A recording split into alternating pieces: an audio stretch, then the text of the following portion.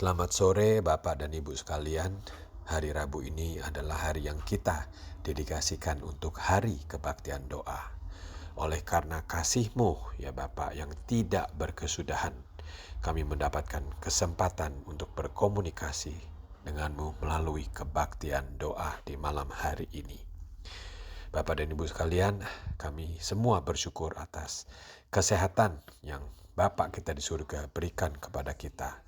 Dan marilah selalu dengan berdoa kita mengucapkan terima kasih atas anugerah-anugerah yang kita terima selama 1 minggu yang terakhir ini. Salah satu anugerah yang kita terima yaitu mendengar khotbah dari Pak Leonard Sidarta di hari Minggu yang lalu mengenai apatisan atau jauhnya dari Tuhan. Khotbah yang sangat baik dan juga mengingatkan mengenai iman kita semua. Marilah kita di malam hari ini kita pusatkan pikiran kita semua untuk saat teduh.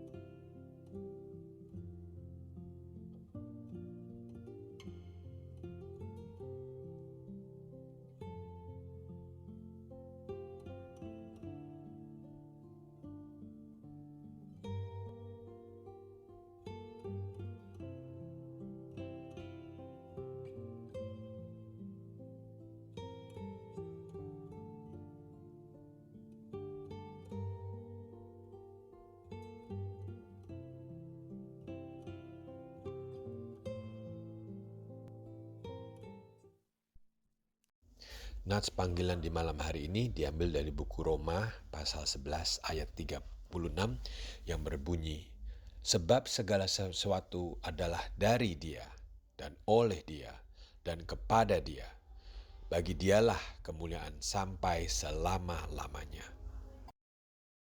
Marilah saudara-saudara sekalian, kita menyanyikan lagu yang pertama yang berjudul Tuhan Inilah Hidupku yang diciptakan oleh Bapak Johan Kristianto.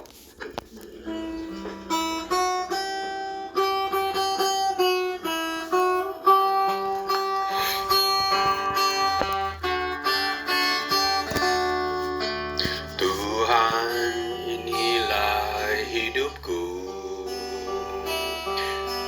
ku serahkan padamu segala cita-citaku, masa depanku menjadi milikmu. Jadikan kami terangmu di tengah kegelapan dunia, membawa bangsa-bangsa kepadamu. Tuhan ini kerinduanku, bagimu Tuhan seluruh hidupku. Pakailah Tuhan bagi kemuliaan-Mu, genapi seluruh rencana-Mu, sampai bumi penuh kemuliaan-Mu.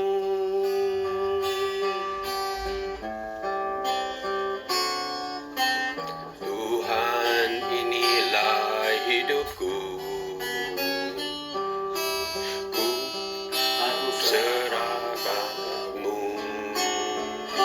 segala cita-citaku, masa depanku menjadi milikmu. Jadikan kami terangmu di tengah kegelapan dunia, membawa bangsa-bangsa kepadamu. kerinduanku. Bagimu Tuhan seluruh hidupku. Pakailah Tuhan bagi kemuliaan-Mu. Genapi seluruh rencana-Mu, sampai bumi penuh kemuliaan-Mu. Sampai bumi penuh kemuliaan-Mu.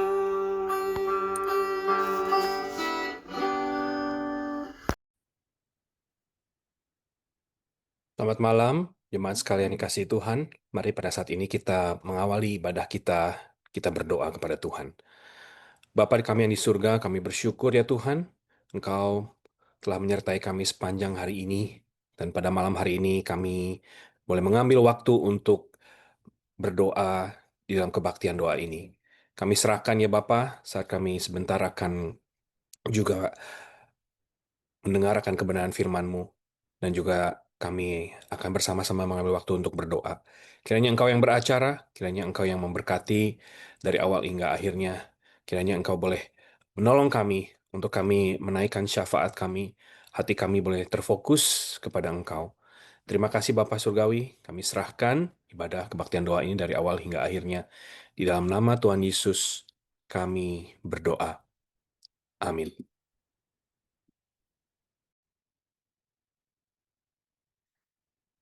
Baik, jemaat yang dikasihi Tuhan, pada saat ini kita akan masuk ke dalam perenungan firman Tuhan, dan firman Tuhan untuk malam hari ini mengambil tema Jangan Lelah Berbuat Baik, yang diambil dari surat Galatia pasal yang ke-6 ayat yang pertama sampai ke-10.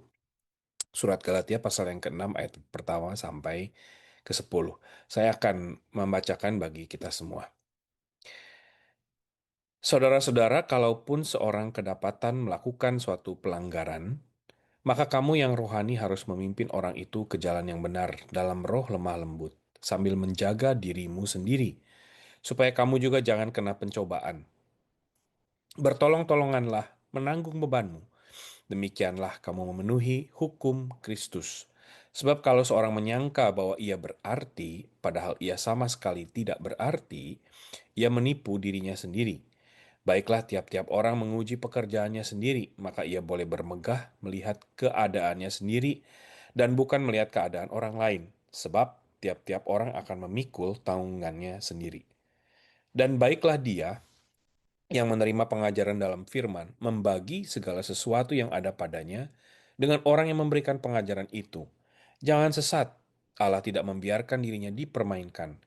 Karena apa yang ditabur orang, itu juga yang akan dituainya. Sebab barang siapa menabur dalam dagingnya, ia akan menuai kebinasaan dari dagingnya. Tetapi barang siapa menabur dalam roh, ia akan menuai hidup yang kekal dari roh itu. Janganlah kita jemu-jemu berbuat baik, karena apabila sudah datang waktunya, kita akan menuai. Jika kita tidak menjadi lemah. Karena itu, selama masih ada kesempatan bagi kita, marilah kita berbuat baik kepada semua orang, tetapi terutama kepada kawan-kawan kita seiman. Sedemikian pembacaan firman Tuhan. Mari kita kembali minta Tuhan menolong kita untuk kita boleh merenungkan firman-Nya. Bapa Surgawi, saat ini kami akan kembali merenungkan firman-Mu. Mohon Engkau yang menerangi hati dan pikiran kami ya Tuhan, agar kami boleh memahami kebenaran firman-Mu, dan terlebih lagi kami boleh melakukannya, mengaplikasikan dalam kehidupan kami sehari-hari. Kiranya Engkau berkenan menolong menopang hamba-Mu yang penuh dengan kekurangan ini, agar boleh menjelaskan kebenaran firman-Mu, dan kami semua boleh bersama-sama hidup seturut dengan kebenaran firman-Mu. Dengar seru doa kami ya Bapa, di dalam nama Tuhan Yesus Kristus kami berdoa. Amin. Bapak Ibu Saudara yang dikasihi Tuhan, sebelum saya melanjutkan, mungkin izinkan pada kesempatan ini, khususnya di tengah-tengah hari yang penuh dengan sukacita ini, saya ingin menyampaikan kepada Bapak Ibu Saudara jemaat sekalian, selamat Tahun Baru Imlek. Sinyen Kuaila Sinyen Mengen. Kiranya damai sejahtera, anugerah, kasih yang berkelimpahan dari Allah Bapa Surgawi senantiasa melimpah dalam kehidupan kita semua, khususnya di tahun yang baru ini. Kita bersyukur kita boleh bersama-sama menikmati berkat pemeliharaan Tuhan di sepanjang tahun yang lampau, dan kita boleh masuk di dalam tahun yang baru. Kita menatap hari esok dengan satu keyakinan akan janji pertolongan Tuhan. Kita mengucap syukur tentunya. Kita boleh merayakan tahun baru Imlek di tengah-tengah bersama-sama dengan keluarga dan orang-orang yang kita kasihi. Pada saat ini, Bapak Ibu Saudara, jemaat sekalian, kita hidup tentunya di dunia ini, eh, di tengah-tengah em, satu eh, kondisi, ya, di mana kita ada yang namanya hukum alam atau hukum yang berlaku di dunia ini, ataupun juga bahkan hukum tradisi. Ini adalah sesuatu yang terjadi bukan hanya saat ini, tetapi juga di masa lampau. Kita senantiasa di diatur atau bergantung kepada hukum alam, ataupun itu tradisi, ataupun itu hukum yang seringkali ada di tengah-tengah dunia ini. Ada yang mengatakan hukum rimba, atau ada yang mengatakan ya hukum positif begitu ya, hukum yang berlaku di tengah-tengah di dunia, di masyarakat di mana kita berada. Ini adalah sesuatu realita, ini adalah sesuatu keniscayaan. Nah, ini terjadi baik sekarang dan di masa lampau. Kalau kita kembali kepada zaman Alkitab, di mana Alkitab dituliskan, baik itu di dalam Perjanjian Lama ataupun di dalam Perjanjian Baru, kita melihat misalnya di tengah gereja mula-mula, mereka juga berada di tengah-tengah kondisi yang sama, berada di dalam satu ruang lingkup hukum alam, hukum tradisi, ataupun hukum dunia. Ya, tetapi berbicara mengenai orang-orang yang berada di tengah-tengah jemaat mula-mula, kita juga tahu bahwa sebagian besar orang percaya pada saat itu mereka berasal dari kaum Yahudi. Dan orang Yahudi juga memiliki hukum yang lain, yaitu hukum Taurat. Ya. Dan bagi orang Yahudi, hukum Taurat ini adalah sesuatu yang dianggap sebagai persyaratan, tetapi juga sesuatu yang menjadi kebanggaan bagi mereka. Karena bagi orang Yahudi, menjalani hukum Taurat itu adalah suatu bagian daripada identitas mereka. Bahkan, ya, kalau misalnya seorang Yahudi itu sudah em, lafal di dalam dia menguasai hukum Taurat, itu menjadi suatu kebanggaan tersendiri. Itu menjadi sesuatu apa ya, yang membuat mereka eh, bangga atau menyadari identitas dirinya sebagai orang Yahudi. Nah, tetapi di dalam bagian firman Tuhan yang kita ingin telusuri ini pada saat ini, dan juga mungkin bagian ini sudah pernah dikupas di minggu-minggu sebelumnya dari surat Galatia, kita tahu bahwa ada sesuatu yang lebih penting atau mengatasi ya daripada hukum Taurat ini. Ini yang sedang dibahas oleh Rasul Paulus di dalam surat yang ditulis kepada orang-orang Kristen jemaat yang ada di provinsi di Galatia, yaitu hukum yang lebih terutama, hukum yang jauh lebih memiliki satu tingkatan yang eh, lebih prioritas di dalam kehidupan orang percaya, yaitu hukum apa? Hukum Kristus. Hukum yang sebetulnya menggenapi keseluruhan daripada hukum Taurat. Dan hukum Kristus ini adalah bukan sesuatu yang menjadi syarat atau sesuatu yang diberikan untuk mengekang, tetapi hukum Kristus ini adalah, kalau kita mengingat apa yang sudah dikupas di dalam firman Tuhan minggu yang lalu, ini adalah menjadi bagian dari buah keselamatan. Ya, ini adalah hukum Kristus, adalah buah keselamatan. Ketika kita dapat mengikuti teladan Kristus, kita memiliki karakter dan sifat Kristus, ini sesungguhnya adalah buah-buah keselamatan. Nah, Bapak Ibu Saudara, jemaat yang dikasihi Tuhan, apakah yang menjadi hukum Kristus ini? Ya, kalau kita ingat apa yang dikatakan oleh Tuhan Yesus, hukum yang terutama itu sebetulnya sederhana, yaitu bagaimana kita mengasihi Allah dan kita mengasihi sesama. Love God, love people. Kasihilah Tuhan Allahmu dengan segenap hatimu, dengan segenap akal budimu, dengan segenap kekuatanmu, dan juga kasihilah sesamamu seperti kita mengasihi diri kita sendiri. Inilah yang menjadi hukum Kristus. Nah, tetapi kita tahu bahwa pada saat Rasul Paulus menuliskan surat ini kepada jemaat di Galatia, kita tahu ada satu persoalan yang terjadi pada saat itu. Apa persoalan yang terjadi di tengah-tengah jemaat di Galatia?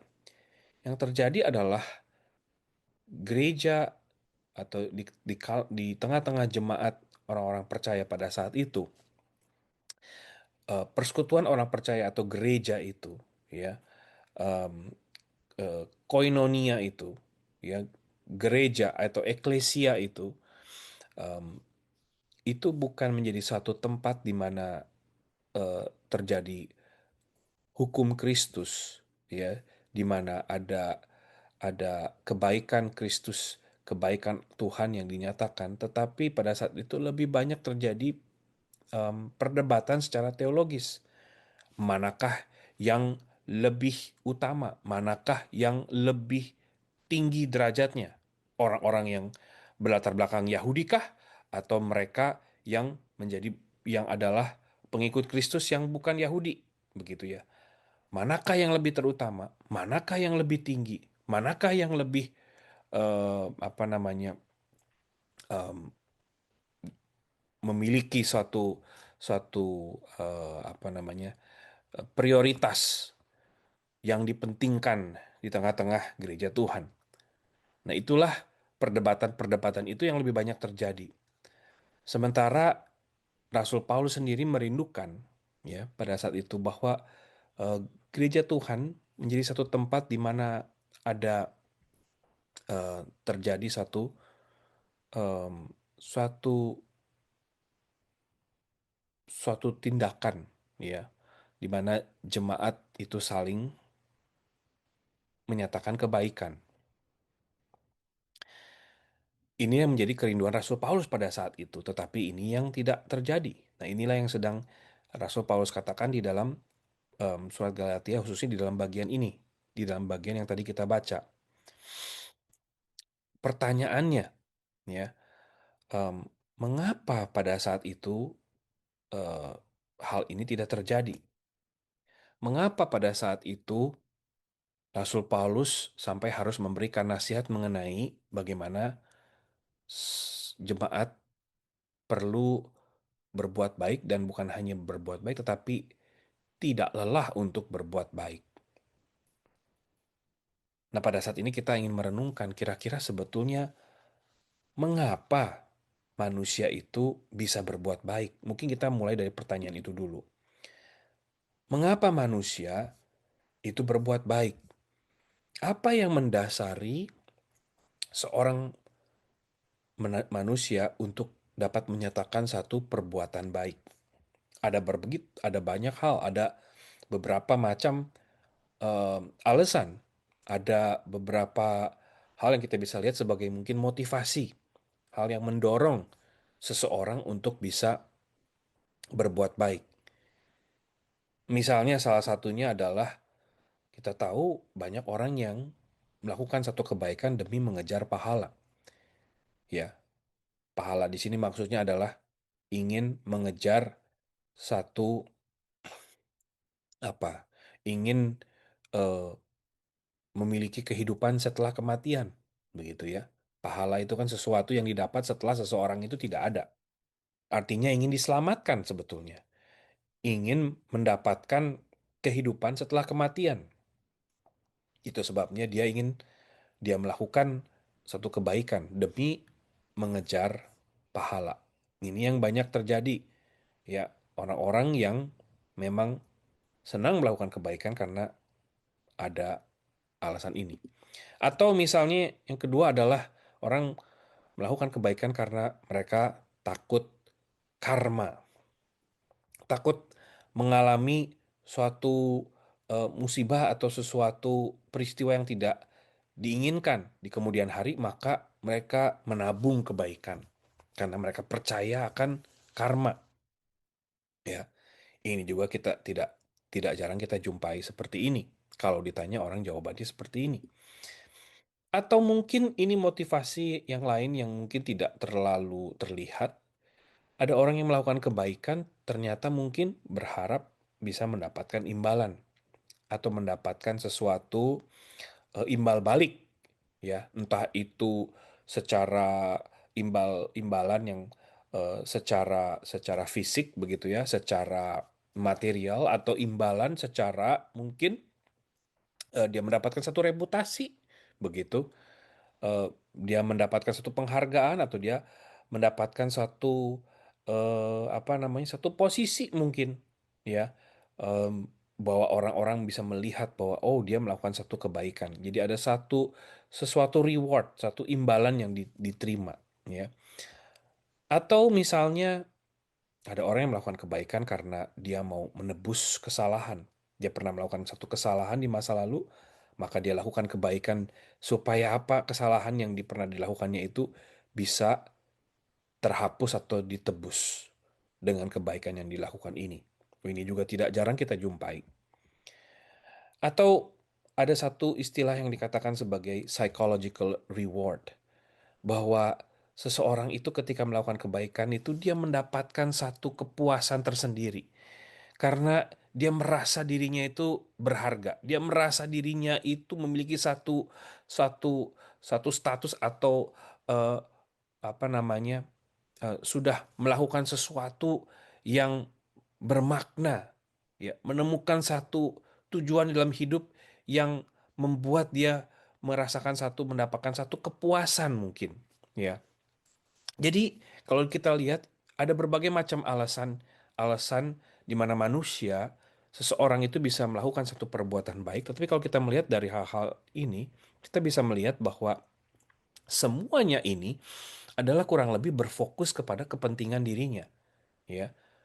Seseorang itu bisa berbuat baik, tetapi perbuatan baik yang dilakukan bagi orang lain, at the end of the day, itu kembali kepada dirinya, kembali berfokus atau demi kepentingan dirinya sendiri. Ya. Nah, tetapi kalau kita melihat akan hal ini, kita ingat, kita tahu bahwa sesungguhnya em, ini adalah bukan perbuatan baik yang boleh dikata sesuatu yang bersifat selfless, sesuatu yang bersifat tidak mementingkan diri. Ini adalah perbuatan baik yang demi kepentingan diri. Tapi kalau kita melihat dan mengingat kembali perkara atau perbuatan karya Kristus di kayu salib, kita tahu bahwa di atas kayu salib Kristus menyatakan kebaikannya bukan demi keuntungan dirinya sendiri, namun oleh karena cinta kasihnya kepada manusia, Bapak, Ibu, Saudara, dan saya, yang sesungguhnya kita tidak layak untuk menerima kebaikannya. Inilah perbuatan baik yang tidak berfokus kepada diri sendiri. Inilah perbuatan baik yang berorientasi keluar, yang berasal dari cinta kasih yang mengalir keluar dari dalam Kristus. Dan dari sini kita bisa melihat bahwa salib, ya, adalah tanda akan kebaikan Tuhan. Oleh karena itu, kita tidak lelah berbuat baik karena salib Kristus mengingatkan kita bahwa Tuhan tidak pernah lelah menyatakan kebaikannya kepada kita. Melalui peristiwa salib, kita diingatkan bahwa Tuhan tidak pernah lelah menyatakan kebaikannya kepada kita.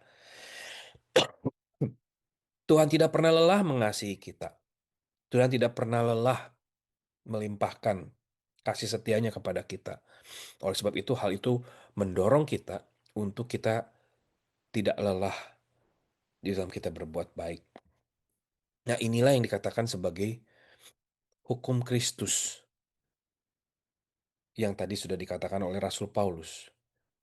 Sesuatu yang mendorong kita untuk kita melakukan perbuatan baik. Jadi kalau ditanya kenapa kita sebagai orang percaya melakukan perbuatan baik, tentunya jawabannya adalah ini.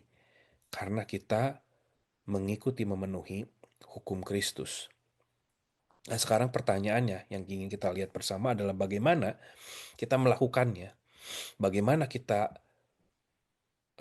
bersama-sama memenuhi hukum Kristus. Kalau kita melihat dari beberapa ayat yang tadi kita sudah membaca, kita langsung saja karena mungkin waktunya tidak cukup. Yang pertama adalah kita mulai dari memulihkan mereka yang terjatuh. Memulihkan mereka yang mungkin masuk atau jatuh di dalam satu kesalahan. Mereka yang mungkin em, tidak memahami, ya, tidak mengerti ataupun tidak menyadari bahwa sebetulnya mereka em, masuk ke dalam jalan yang tersesat. Rasul Paulus mengatakan kita perlu menghampiri mereka dan kita perlu memulihkan mereka. Kita perlu mengajak mereka untuk kembali. Ini sesuatu yang tidak mudah. Tapi Rasul Paulus katakan inilah ciri yang seharusnya terjadi di tengah-tengah gereja Tuhan. Bahwa kita memulihkan mereka yang terjatuh. Kita bersama-sama di dalam kasih kita mengingatkan mereka yang mungkin tidak menyadari bahwa mereka sedang terjatuh. Tetapi bukan hanya itu saja, kita tidak berhenti di situ. Rasul Paulus juga mengatakan selanjutnya di ayat yang kedua adalah kita perlu juga menanggung beban saudara-saudara seiman kita yang lemah. Kita bertolong-tolongan di dalam kita menanggung beban. Sama sebagaimana Kristus telah menanggung beban dosa kita, maka kita juga menanggung beban saudara seiman kita yang lemah. Dan tidak berhenti di situ saja, Bapak Ibu Saudara, Rasul Paulus juga mengatakan bahwa setelah kita memulihkan mereka yang terjatuh dan menanggung beban mereka yang lemah, kita perlu menguji pekerjaan diri kita sendiri.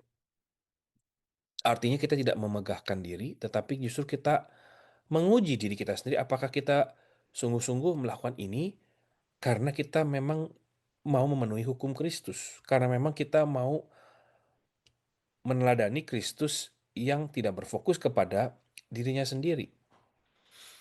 Kita menguji diri, kita merefleksikan apakah sungguh-sungguh yang kita lakukan itu memang berasal atau berdasar kepada ketulusan, berdasar kepada kasih Kristus yang sudah kita terima. Nah, dari situ baru kita bisa melakukan hal selanjutnya, yaitu yang dikatakan di dalam ayat yang ke-6 dan ke-7 adalah Rasul Paulus mendorong kita untuk kita membagi berkat dan kita menaburkan benih kebaikan. Kita perlu menabur benih kebaikan. Menabur benih artinya, atau kita menabur apapun itu, artinya kita tahu bahwa mungkin bukan kita yang akan menuainya. Kita hanya menabur saja. Kita hanya melakukan satu bagian fase yang pertama, yaitu kita menabur. Ya, orang menabur itu adalah bukan orang yang memetik, tetapi orang yang memang harus em, apa namanya eh, menaburkan benih sambil dia juga berupaya untuk menggemburkan tanah itu, untuk supaya benih yang ditabur itu menjadi benih yang sukses untuk bisa bertumbuh, ya. Jadi bagaimana caranya? Dengan kita membagikan berkat. Nah, dari sini jemaat sekalian, kita bisa melihat bahwa em, yang kita lakukan itu tidak hanya sekali, tetapi terus-menerus. Sehingga Rasul Paulus juga kemudian mengatakan bahwa kita akan menuainya juga. Ada kalanya kita menabur, tapi juga mungkin ada kalanya kita bisa menuai. Mungkin dalam satu kesempatan kita hanya waktu kita membagikan berkat atau kita menyatakan satu kebaikan, kita hanya menabur. Tetapi mungkin dalam kesempatan lain Tuhan memberikan kesempatan kepada kita untuk menuai. Tetapi tidak berhenti di situ, setelah itu kita melakukannya kembali. Maksudnya apa? Kita terus-menerus mengulangi siklus ini.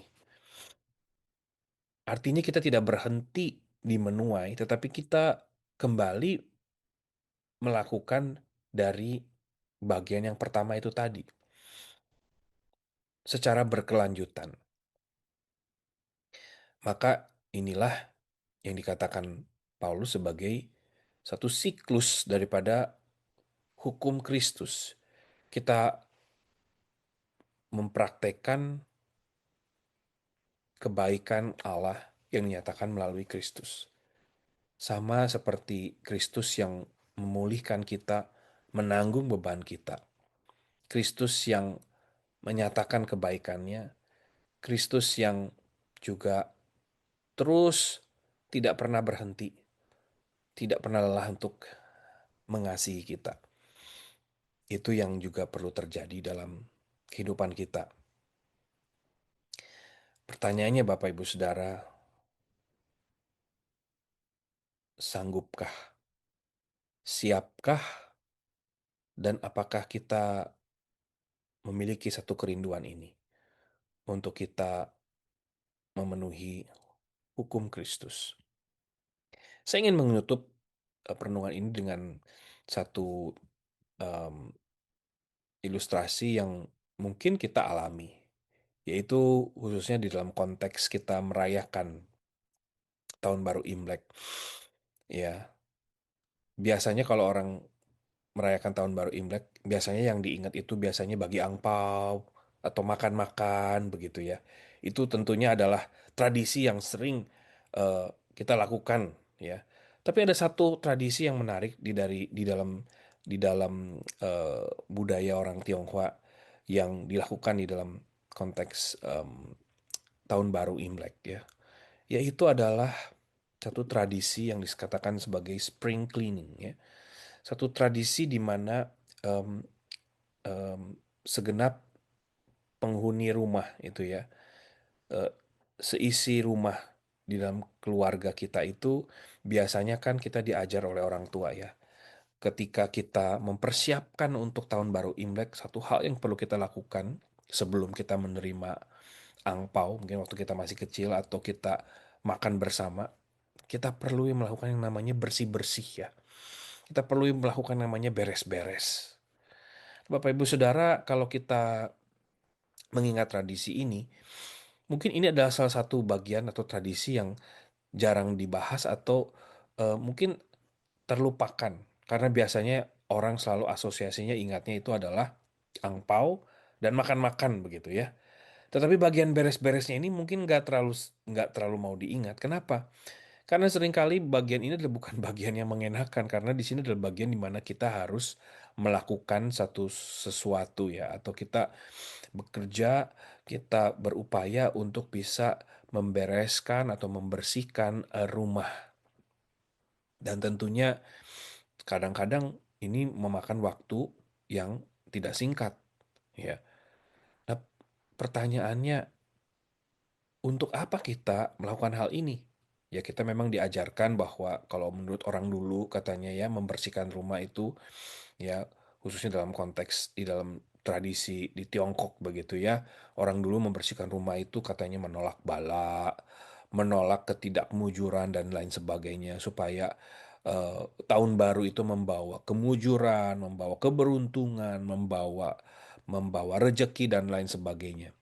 Tetapi kalau kita melihat dengan lebih teliti lagi, ada satu hal yang menarik dalam tradisi ini adalah tentunya membersihkan rumah ini juga adalah satu simbol di mana kita ingin memulai sesuatu yang baru.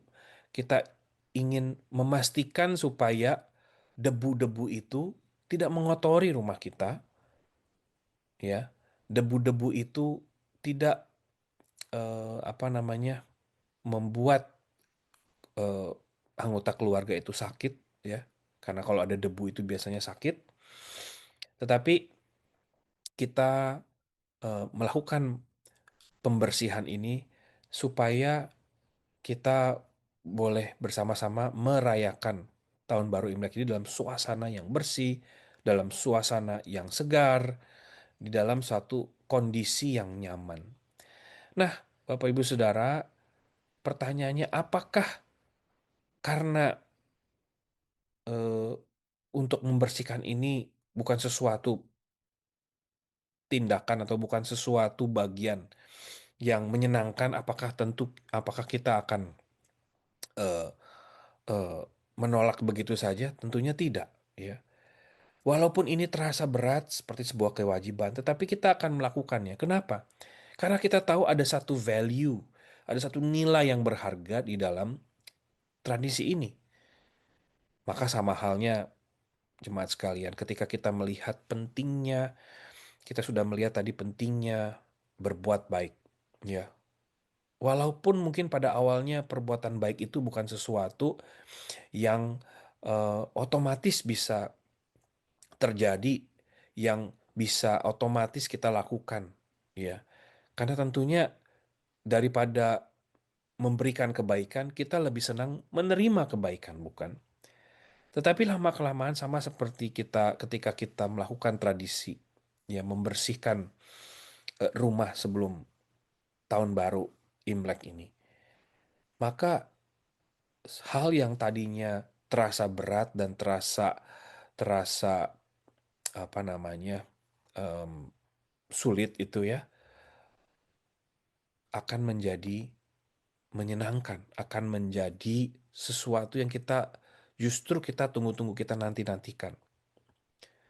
Nah, kalau kita melihat perbuatan baik kita, saya rasa ada ada kesamaannya, yaitu sesuatu yang pada awalnya mungkin kita tidak tidak terbiasa untuk lakukan, atau sesuatu yang mungkin tidak secara alamiah, tetapi lama-kelamaan akan menjadi sesuatu bagian yang penting di dalam kehidupan kita sebagai orang percaya.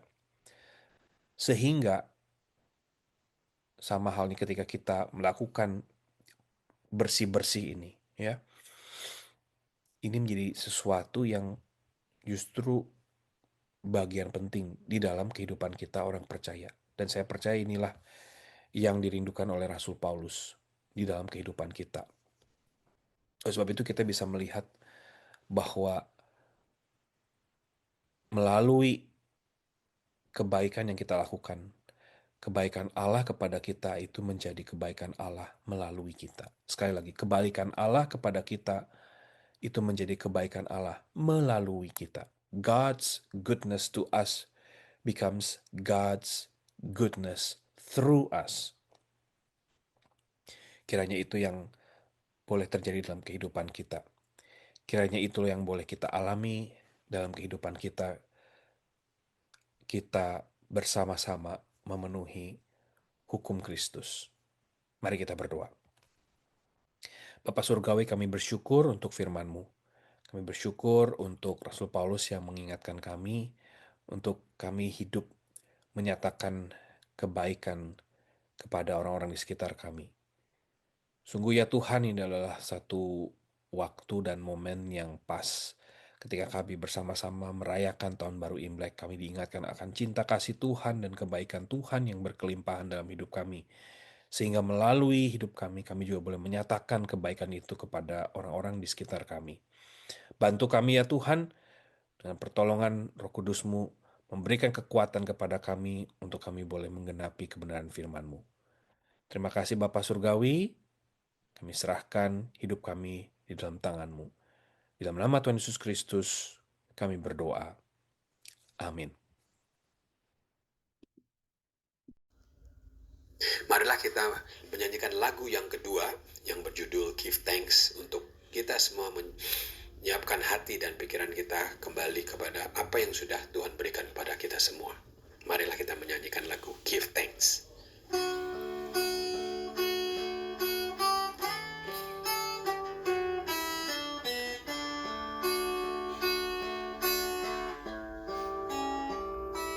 Give thanks with a grateful heart. Give thanks to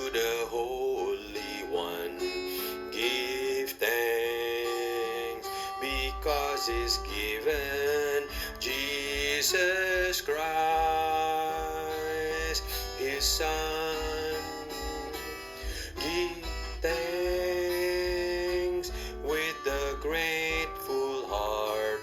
Give thanks to the Holy One. Give thanks because He's given Jesus Christ, His Son. And now let the weak say, I am strong. Let the poor say, I am rich, because of what the Lord has done for us. And now let the weak say, I am strong. Let the poor say, I am rich, because of what the Lord has done for us. Give thanks.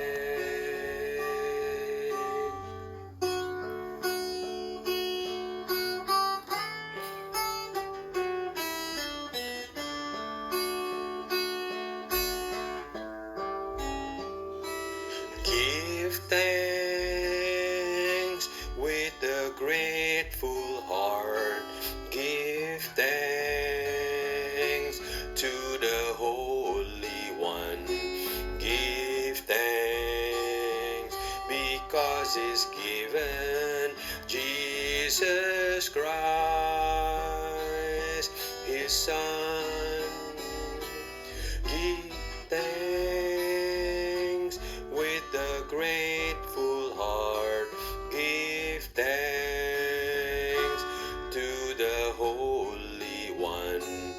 Give thanks because He's given Jesus Christ,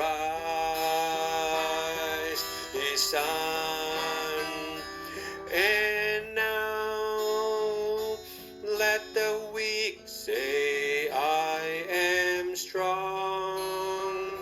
Let the poor say, I am rich, because of what the Lord has done for us. And now let the weak say, I am strong. Let the poor say, I am rich, because of what the Lord has done for us. Give thanks.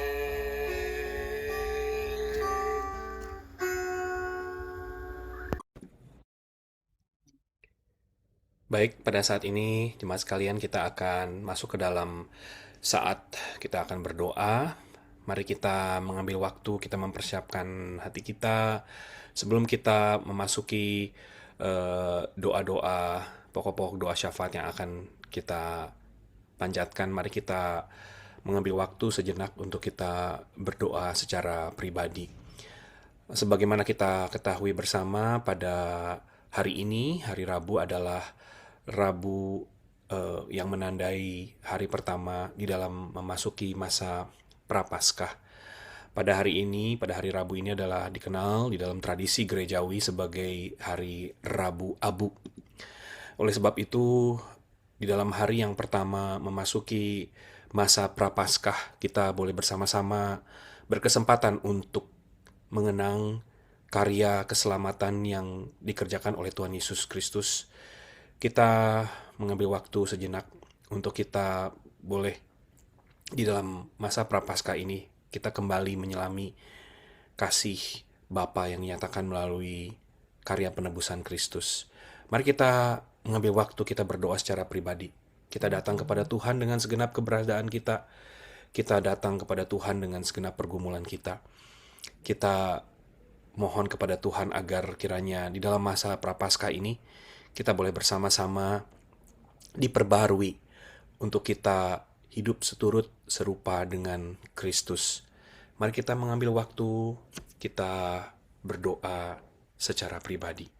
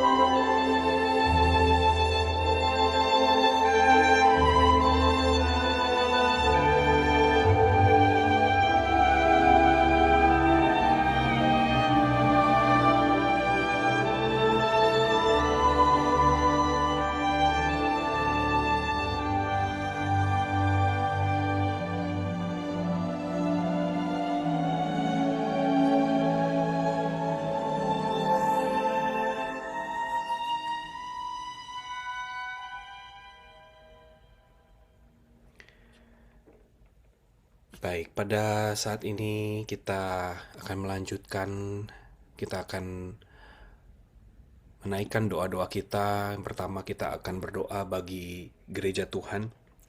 Mari kita berdoa untuk gereja ICLA, di mana kita boleh berjemaat.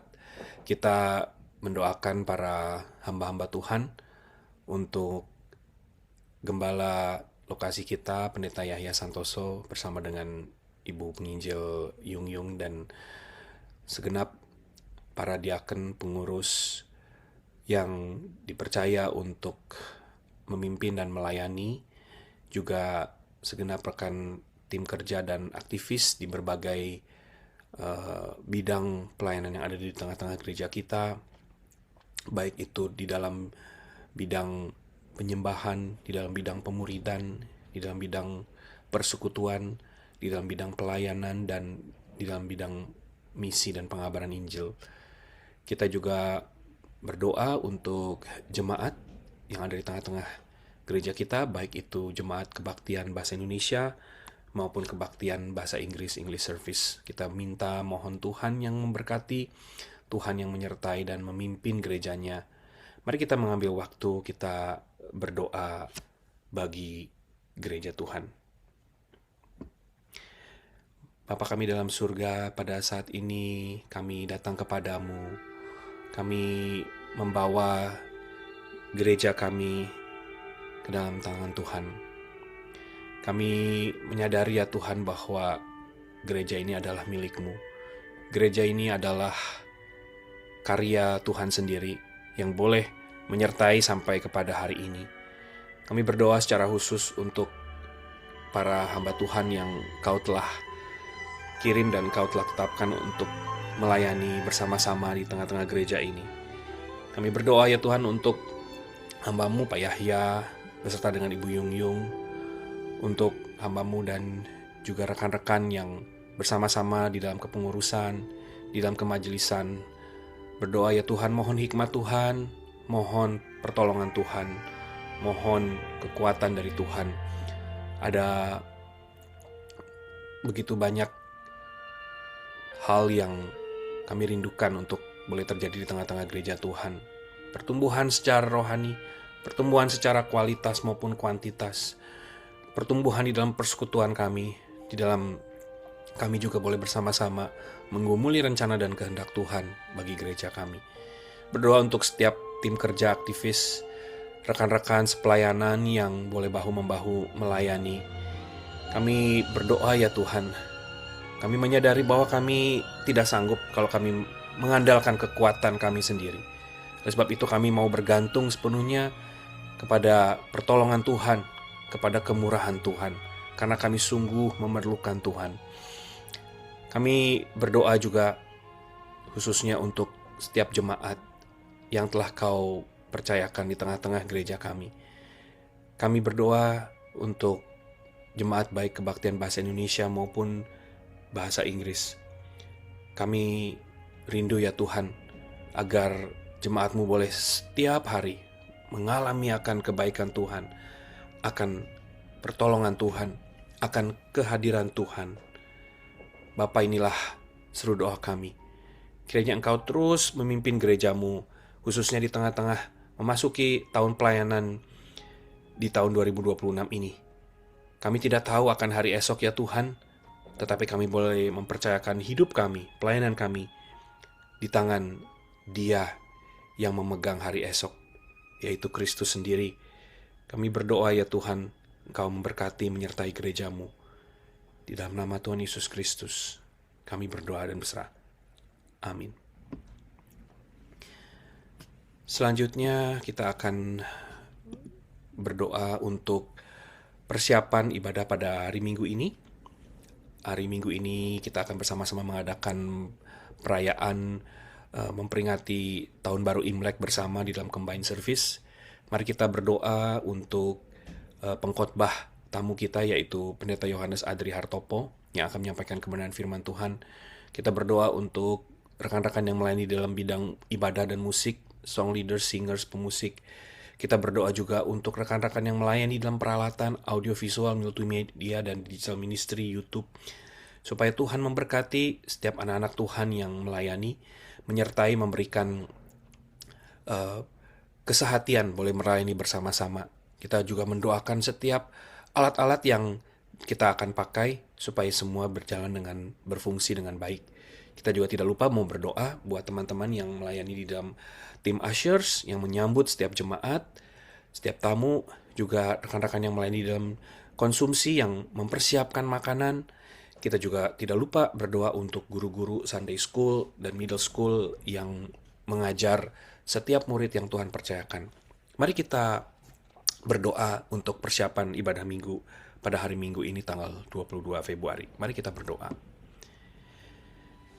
Ya Tuhan, kami kembali datang kepadamu menyerahkan persiapan ibadah hari Minggu ini pada tanggal 22 Februari. Kami bersyukur ya Tuhan, kalau kami boleh bersama-sama sebagai gereja Tuhan boleh merayakan, mensyukuri akan Tahun Baru Imlek. Kami sebagai orang-orang yang dibesarkan di dalam tradisi budaya Tionghoa, kami boleh menatap hari esok di dalam tahun yang baru ini dengan satu sukacita, dengan satu pengharapan, karena yakin dan percaya Engkau yang senantiasa hadir. Kami berdoa untuk pengkhotbah tamu kami, yaitu Pendeta Yohanes Adri Hartopo. Engkau yang telah mengirim beliau, Engkau yang akan mengurapi beliau, Engkau akan memberikan hikmat dan kiranya urapan-Mu yang bekerja, agar firman yang disampaikan sungguh boleh meneguhkan setiap jemaat. Berkati Ainsley yang akan menerjemahkan, berkati rekan-rekan yang melayani dalam ibadah dan musik, Tuhan yang sertai satu persatu, para pemusik, para singer, song leader, dan juga tidak lupa berdoa untuk rekan-rekan yang melayani di dalam audiovisual, multimedia, digital ministry. Kami berdoa ya Tuhan, biarlah alat-alat yang kami pakai boleh berfungsi, berjalan dengan baik, dengan lancar. Kami juga berdoa untuk rekan-rekan yang melayani sebagai ushers, para penyambut setiap tamu dan jemaat. Biarlah Engkau juga memberkati mereka, memberkati pelayanan mereka.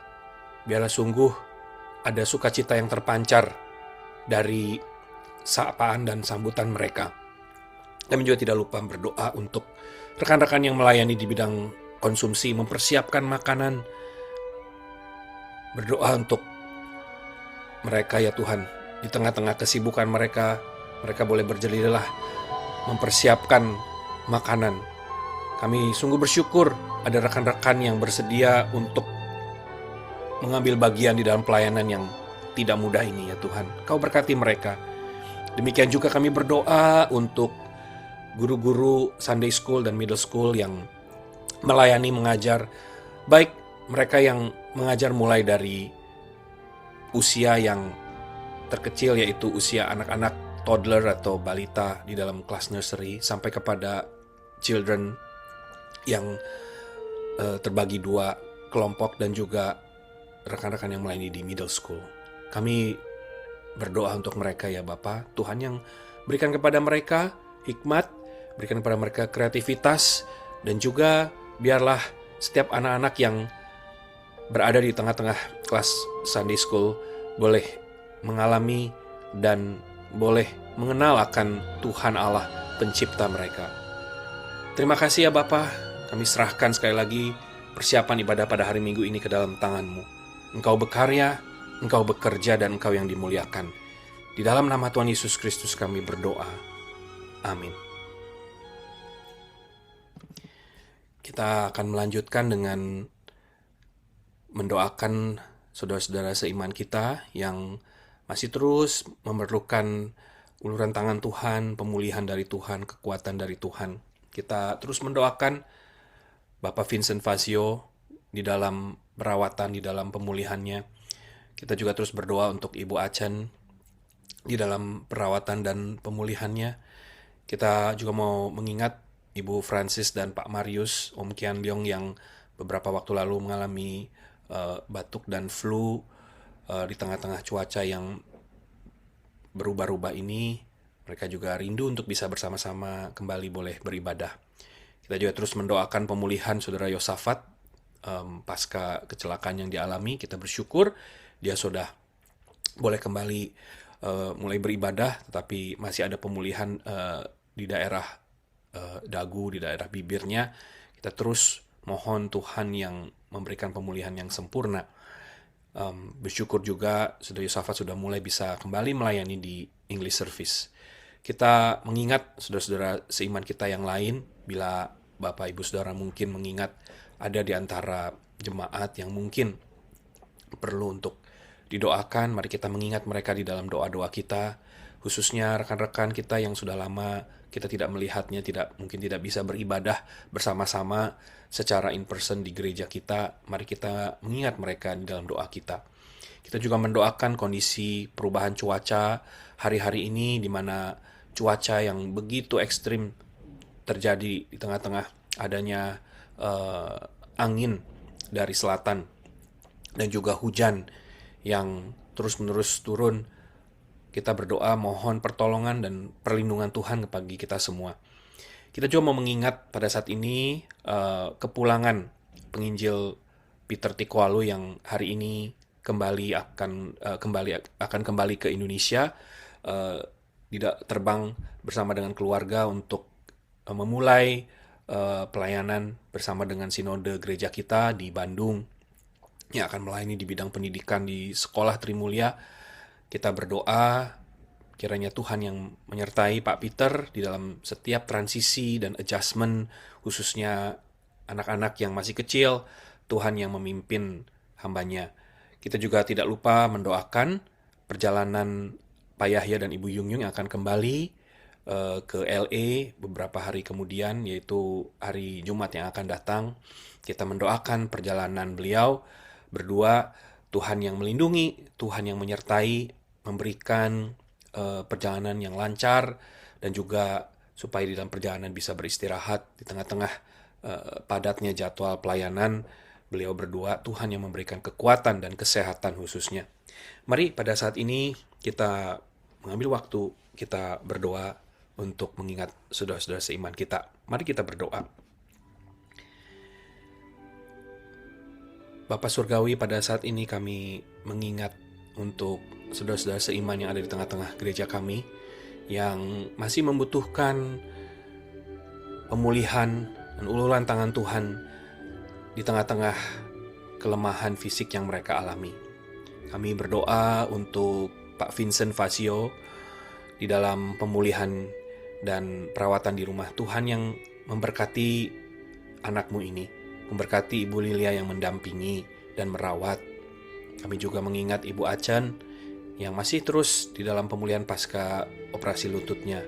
Dia merindukan untuk bisa beribadah kembali. Tuhan, Engkau yang menyertai hamba-Mu ini, menyertai dan memberikan kekuatan dan pemulihan. Kami juga mengingat Ibu Francis dan Bapak Marius, Om Kian Leong yang juga beberapa waktu yang lalu kurang enak badan dan tidak bisa beribadah bersama-sama. Tetapi kami terus mengingat mereka. Engkau yang memberkati, Engkau yang memulihkan, Engkau yang memberikan kesembuhan. Engkau juga yang menyertai adik kami, Saudara Yosafat. Kami bersyukur kami boleh menyaksikan dia boleh mengalami sedikit demi sedikit ada pemulihan pasca kecelakaan yang dialaminya. Kami terus berdoa untuk adik kami ini supaya Engkau yang terus memberikan pemulihan dan kekuatan. Kami mengingat ya Tuhan, hari-hari ini adalah hari-hari di mana perubahan cuaca yang begitu drastis terjadi di daerah kami. Kiranya Engkau yang menyertai setiap jemaat-Mu, memberikan perlindungan supaya baik di tengah angin yang kencang ataupun hujan, Tuhan yang melindungi setiap anak-anak Tuhan. Kami juga berdoa mengingat Pak Peter Tikwalu beserta keluarga yang pada hari ini kembali ke Indonesia untuk memulai pelayanan bersama dengan sinode gereja kami di Indonesia, khususnya melayani di dalam bidang pendidikan. Tuhan yang menyertai hamba-Mu ini, juga khususnya di tengah-tengah penyelesaian disertasi atau tesisnya yang tentu tidak mudah di dalam menghadapi penyesuaian adjustment, kepindahan ini ya Tuhan. Engkau yang memberikan kekuatan bagi hamba-Mu ini. Kami juga berdoa untuk perjalanan Pak Yahya dan Ibu Yung Yung pada hari Jumat yang akan datang kembali ke LA.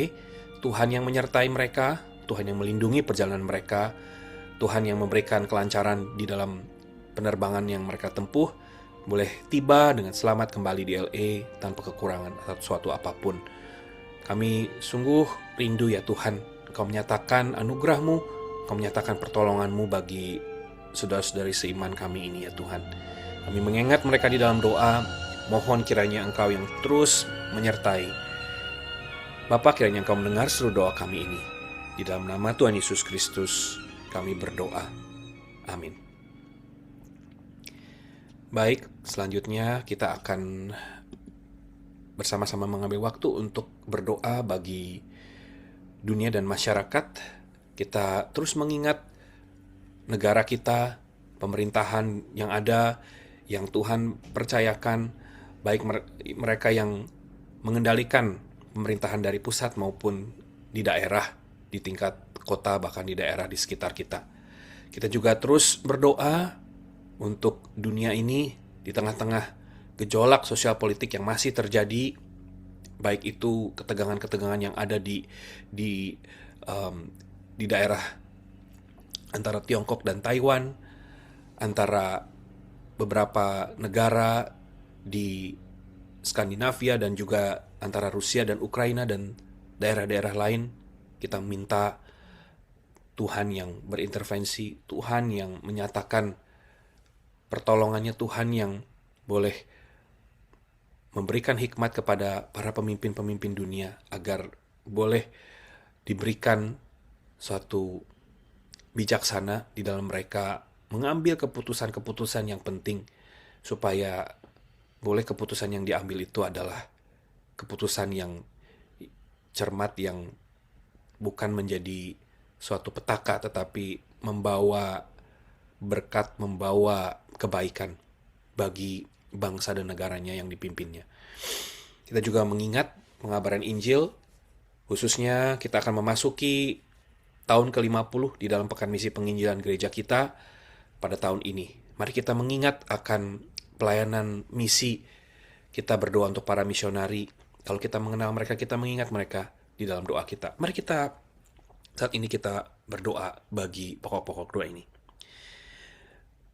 Bapa, kami saat ini berdoa untuk pemerintahan di mana kami pada saat ini berada, yaitu di Amerika Serikat.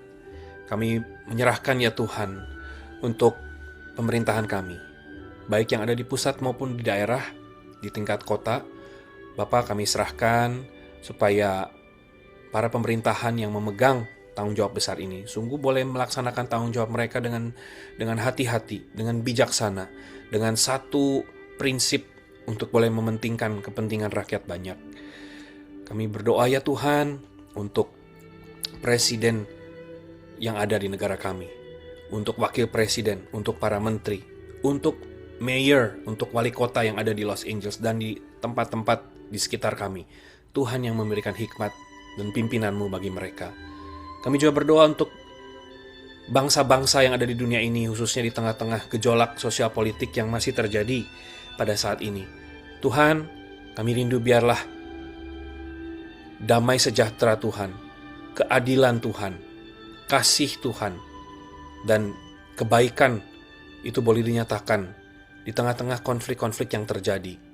Engkau yang mengetuk hati para pimpinan negara-negara yang mungkin bersengketa, supaya sungguh keputusan yang mereka ambil bukan menjadi keputusan yang sembrono, tetapi sungguh diambil dengan pertimbangan yang matang demi kepentingan masyarakat banyak. Kami juga mengingat untuk pengabaran Injil yang terus dilakukan pada saat ini, mengingat untuk tahun ini di mana gereja kami akan memasuki tahun pelayanan misi PMPI yang ke-50, suatu milestone yang penting di dalam gereja kami, satu kerinduan untuk kami boleh terus berbagian di dalam pelayanan misi dan pengabaran Injil. Tuhan yang memberkati setiap misionari yang menjadi bagian dari pelayanan misi di gereja kami. Engkau sertai mereka di tengah-tengah tantangan yang tidak mudah untuk membagikan berita sukacita Injil Tuhan Yesus Kristus. Engkau yang memberikan kekuatan kepada mereka. Engkau yang menyertai mereka. Engkau yang sungguh bekerja di tengah-tengah pelayanan mereka. Terima kasih ya Bapa. Inilah seru doa kami. Kami serahkan sekali lagi ya Tuhan setiap pokok-pokok doa dan seru doa yang telah kami panjatkan. Kami yakin percaya Engkau adalah Allah yang mendengar, Engkau Allah yang menjawab sesuai dengan rencana dan kehendak-Mu dan waktu-Mu. Kami sekali lagi berserah kepadamu ya Tuhan. Kami tahu bahwa kami memerlukan akan Engkau, dan kami yakin percaya akan janji pemeliharaan dan pertolongan Tuhan. Inilah kami ya Tuhan. Kami serahkan semuanya. Di dalam nama Tuhan Yesus Kristus, kami berdoa. Amin. Baik, pada saat ini kita akan melanjutkan, kita akan bersama-sama menaikkan doa Bapa kami. Bapa kami yang di surga, dikuduskanlah namamu, datanglah kerajaan-Mu, jadilah kehendak-Mu, di bumi seperti di surga. Berikanlah kami pada hari ini makanan kami yang secukupnya, dan ampunilah kami akan kesalahan kami, seperti kami juga mengampuni orang yang bersalah kepada kami. Dan janganlah membawa kami ke dalam pencobaan, tetapi lepaskanlah kami daripada yang jahat. Karena Engkaulah yang empunya kerajaan dan kuasa dan kemuliaan sampai selama-lamanya. Amin. Marilah kita menyanyikan lagu yang terakhir yang berjudul Dia Mengerti. Tuhan kita itu baik dan Tuhan kita selalu menyiapkan waktu untuk kita dan mengerti apa keluhan isi hati kita. Marilah kita menyanyikan lagu yang berjudul Dia Mengerti.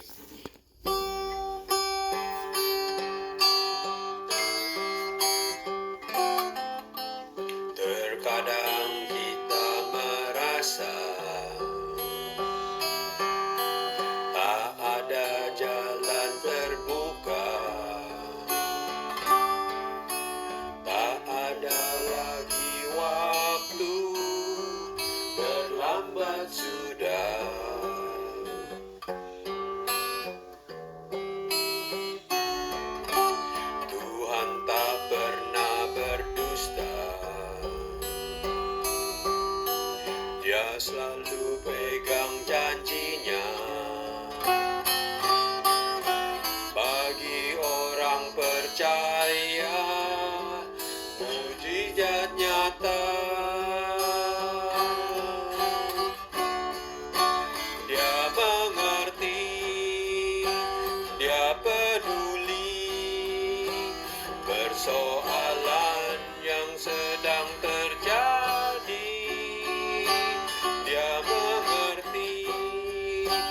Dia peduli persoalan yang kita alami. Namun satu yang Dia minta, agar kita percaya, sampai mujizat menjadi nyata.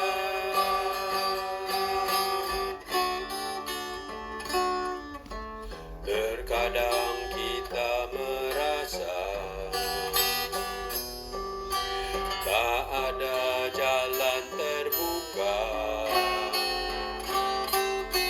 tak ada lagi waktu, terlambat sudah.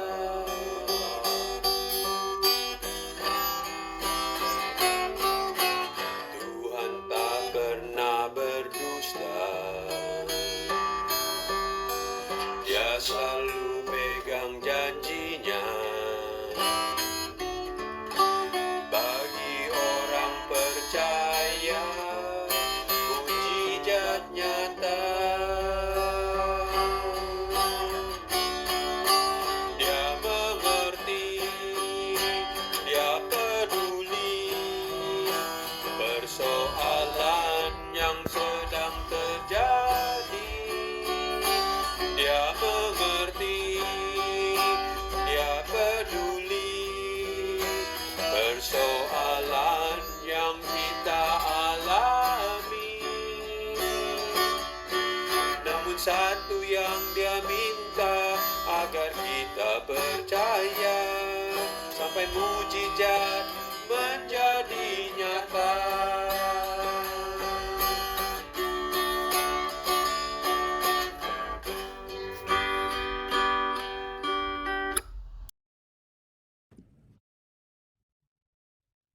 Baik jemaat sekalian, sebelum kita mengakhiri kebaktian doa ini, mari kita bersama-sama menerima berkat Tuhan. Dan kiranya Tuhan menjadikan kamu bertambah-tambah dan berkelimpahan dalam kasih seorang terhadap yang lain dan terhadap semua orang. Sama seperti kami juga mengasihi kamu, hormat dan kemuliaan sampai selama-lamanya bagi Raja segala zaman, Allah yang kekal, yang tak nampak, yang esa. Amin. Demikian ibadah kita selesai pada saat ini, dan kiranya Tuhan Yesus memberkati Bapak Ibu Saudara sekalian. Mari kita mengambil waktu teduh.